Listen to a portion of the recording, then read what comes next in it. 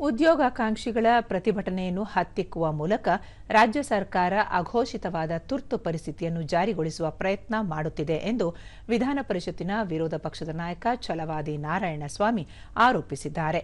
ಪಕ್ಷದ ಕಚೇರಿಯಲ್ಲಿ ಸುದ್ದಿಗೋಷ್ಠಿಯಲ್ಲಿ ಅವರು, ಪ್ರತಿಭಟನೆಗೆ ಅಡ್ಡಿಪಡಿಸಲು ಯಾವುದೇ ಕಾನೂನು ಇಲ್ಲ, ಆದರೆ ರಾಜ್ಯ ಸರ್ಕಾರ ಉದ್ಯೋಗ ಕೇಳುವ ಯುವಜನರ ಧ್ವನಿಯನ್ನು ಅಡಗಿಸುವ ಪ್ರಯತ್ನ ಮಾಡುತ್ತಿದೆ.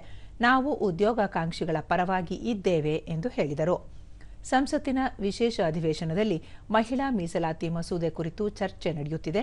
ಕಾಂಗ್ರೆಸ್ ಸೇರಿದಂತೆ ಎಲ್ಲ ವಿರೋಧ ಪಕ್ಷಗಳು ಬೆಂಬಲ ವ್ಯಕ್ತಪಡಿಸಲಿವೆ ಎಂಬ ವಿಶ್ವಾಸವಿದೆ. ಒಂದು ವೇಳೆ ಅಪಸ್ವರ ಎತ್ತಿದರೆ ಆ ಪಕ್ಷಗಳ ರಾಜಕೀಯ ಭವಿಷ್ಯ ಗಂಭೀರವಾಗಲಿದೆ ಎಂದು ಹೇಳಿದರು. ಬಾಬಾ ಸಾಹೇಬ್ ಅಂಬೇಡ್ಕರ್ ಅವರು ಮಹಿಳೆಯರಿಗೆ ಮತದಾನದ ಹಕ್ಕು ಸೇರಿದಂತೆ ಹಲವಾರು ಅವಕಾಶಗಳನ್ನು ಕಲ್ಪಿಸಿಕೊಟ್ಟರು. ಪ್ರಧಾನಿ ನರೇಂದ್ರ ಮೋದಿ ಅವರು 33% ಮೀಸಲಾತಿ ಮೂಲಕ ಮಹಿಳೆಯರ ಸಬಲೀಕರಣಕ್ಕೆ ಮುನ್ನುಡಿ ಬರೆದಿದ್ದಾರೆ ಎಂದು ಹೇಳಿದರು. ಹೆಣ್ಣು ಮಕ್ಕಳಿಗೆ ಅದಕ್ಕೂ ಹಿಂದೆ ವೋಟಿನ ಅಧಿಕಾರವೂ ಇರಲಿಲ್ಲ.